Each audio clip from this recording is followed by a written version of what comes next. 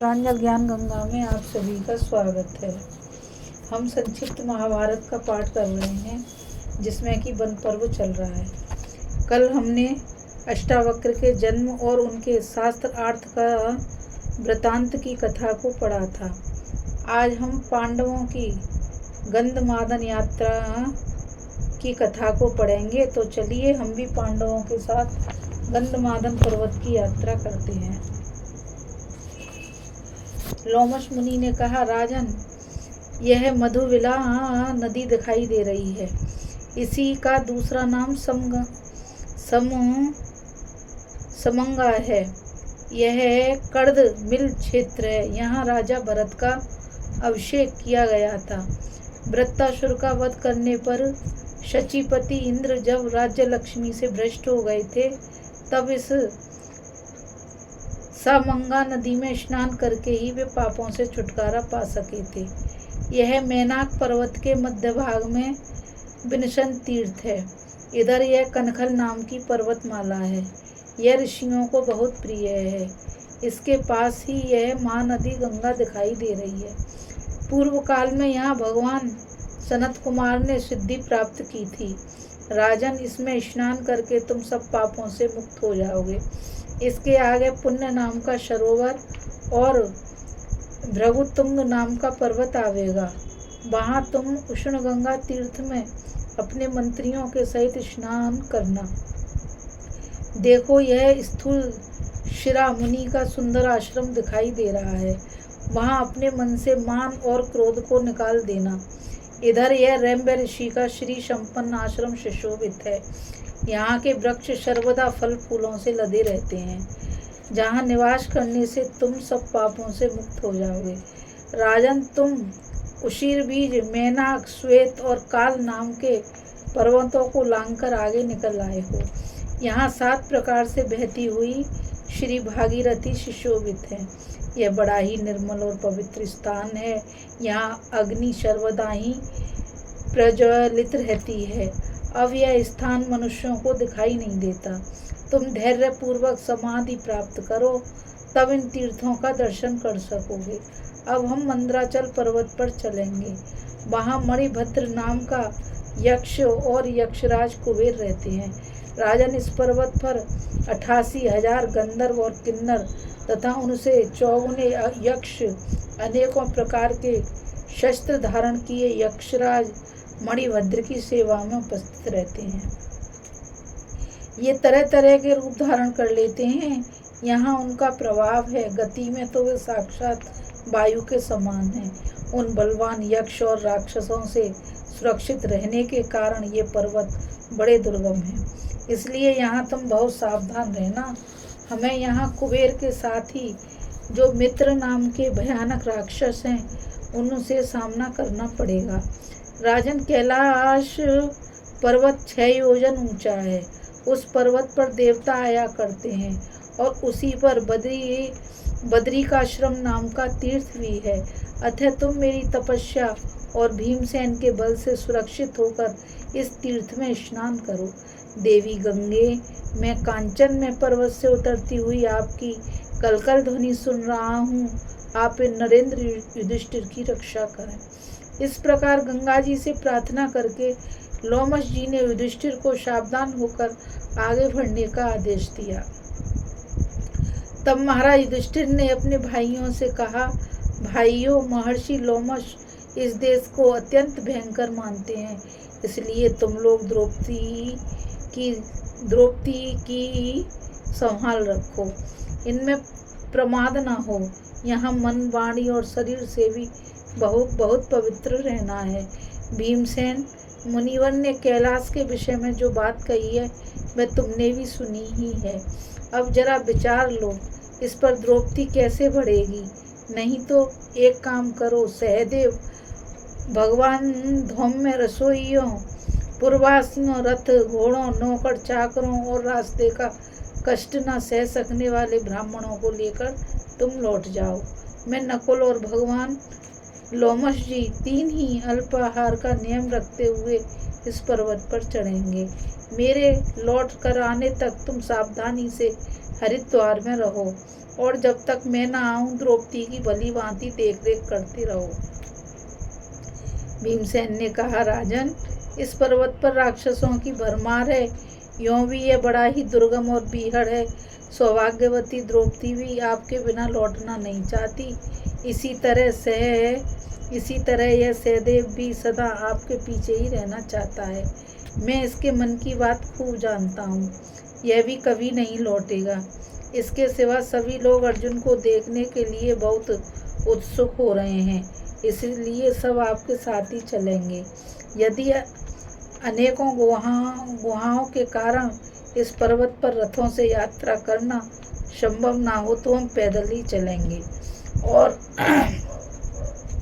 और आप चिंता ना करें, जहाँ जहाँ द्रौपदी पैदल ना चल सकेगी वहाँ मैं इसे कंधे पर चढ़ाकर ले चलूँगा। ये माद्री कुमार नकुल और सहदेव भी शुभ कुमार हैं। जहाँ कहीं दुर्गम स्थान में इन्हें चलने की शक्ति न होगी वहाँ इन्हें भी मैं पार लगा दूंगा। यह सुनकर युधिष्ठिर ने कहा, तुम यशस्विनी, पांचाली और नकुल सहदेव को भी ले चलने का साहस दिखा रहे हो। यह बड़ी प्रसन्नता की बात है। किसी दूसरे से ऐसी आशा नहीं की जा सकती। भैया, तुम्हारा कल्याण हो और तुम्हारे बल, धर्म और सुयश की वृद्धि हो। फिर द्रौपदी ने भी हंसकर कहा, राजन, मैं आपके साथ ही चलूंगी। आप मेरे लिए चिंता ना करें। लोमश जी बोले, कुंती नंदन, इस गंधमादन पर्वत पर तप के प्रभाव से ही चढ़ा जा सकता है, इसलिए हम सभी को तपस्या करनी चाहिए। तप के द्वारा ही हम, तुम तथा नकुल, सहदेव और भीमसेन अर्जुन को देख सकेंगे। वैशंपायन जी कहते हैं, राजन, इस प्रकार बातचीत करते हुए आगे बढ़े तो उन्हें राजा सुबाहु का विस्तृत देश दिखाई दिया। यहाँ हाथी घोड़ों की बहुतायत थी तथा सैकड़ों किरात, तंगड़ और पुलिंद जाति के लोग रहते थे। जब पुलिंद देश के राजा को पता लगा कि उसके देश में पांडव लोग आए हैं तो उसने बड़े प्रेम से उनका सत्कार किया। उसने पूजित होकर बड़े आनंद से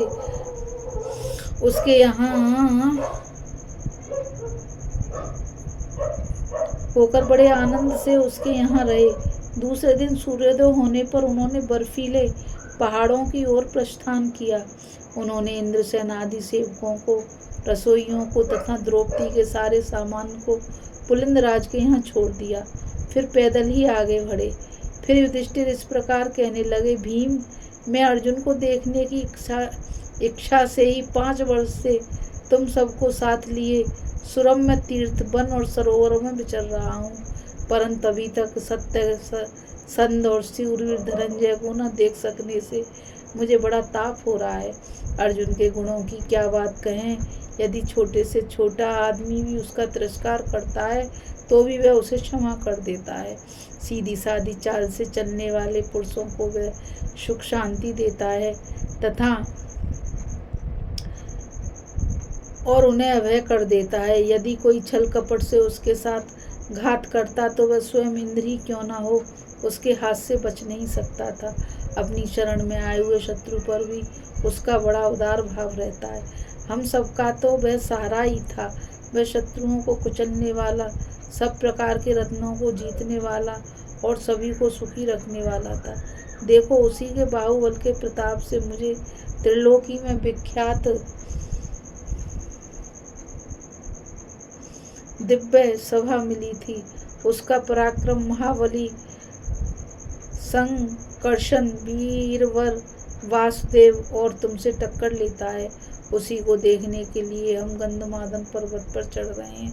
इस देश में कोई सवारी पर बैठकर नहीं चल सकता और न क्रूर, लोभी एवं अशांत चित्त पुरुष ही यहाँ की यात्रा कर सकते हैं।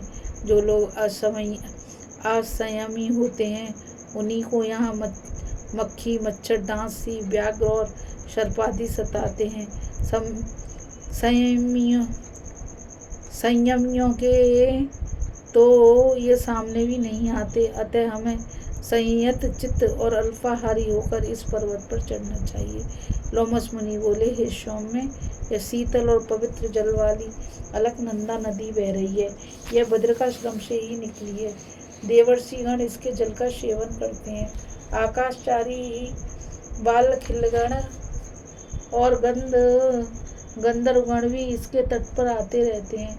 यहाँ मरीचि, पुलह, भृगु और अंगिरा आदि मुनिगण शुद्ध स्वर से सामगान किया करते हैं। गंगा द्वार में भगवान शंकर ने इसी नदी का जल अपनी जटाओं में धारण किया था। तुम सब विशुद्ध भाव से इस भगवती भागीरथी के पास जाकर प्रणाम करो। बोल गंगा मैया की जय।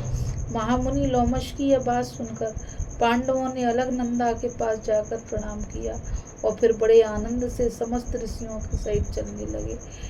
लोमश जी ने कहा, सामने जो यह कैलाश पर्वत के शिखर के समान सफेद सफेद पहाड़ सा दिखाई दे रहा है, वह नरकासुर की हड्डियां हैं। पूर्व काल में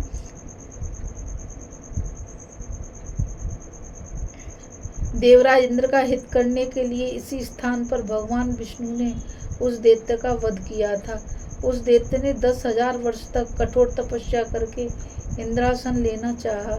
अपने तपोबल और बाहुबल के कारण वह देवताओं के लिए अजय हो गया और उन्हें सदा ही तंग करता रहता था।